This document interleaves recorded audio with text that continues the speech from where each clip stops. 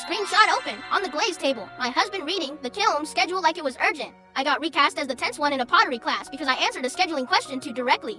And then somebody copied my reply into the group chat without the part that made me sound normal. Last winter, I took an evening ceramics class at an art center outside Portland. I signed up because my husband Ben said I needed a hobby that did not involve invoices or reorganizing kitchen drawers. He was right. I work in accounts payable, which means I spend all day noticing small inconsistencies and then come home too aware of new ones. The class was mostly adults, pretending they were there for mindfulness while quietly ranking each other's mugs. There was an instructor, Naomi, and a volunteer assistant, Wes, who loaded the Kiln. Because I show up on time and read emails, I ended up in the unofficial organizer role. If Naomi needed someone to remind people about pickup dates or open studio rules, she asked me to drop it in the chat. The problem started near the end of the term when everyone suddenly cared about Kiln timing. Holiday gifts were due, bowls were drying.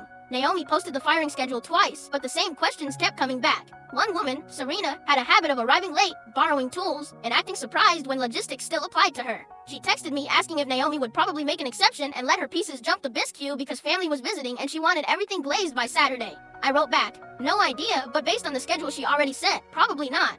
Then I added, ask before driving in with expectations. That was the full message, dry, not cruel, and accurate. At class Saturday, Serena was cool toward me in that polished Northwest way where nobody is openly rude but your existence gets handled like weather. Then, I saw why. At the Glaze table, another classmate had the group chat open. Someone had posted a screenshot of my reply, but cropped. The screenshot started at probably not and ended at driving in with expectations. So now I sounded less like a practical person and more like a brittle office manager guarding access to a kiln. Nobody confronted me directly. Worse. Two people made little jokes about expectations. Serena told Naomi, within earshot, that she understood some classmates were protective of process. I might have let it go if Ben had not come by to pick me up. He saw the room and immediately sensed something was off. He asked if everything was okay. I said yes. Then Serena laughed and said, we're all just learning not to text Karen here for exceptions. Karen is not my name. Everybody smiled in the careful way adults do when they want deniability later. Ben looked at me. I looked at the phone still sitting on the Glaze table, so I asked whether the group wanted the full screenshot or just the edited version. Everything went quiet. Serena said nobody had edited anything maliciously.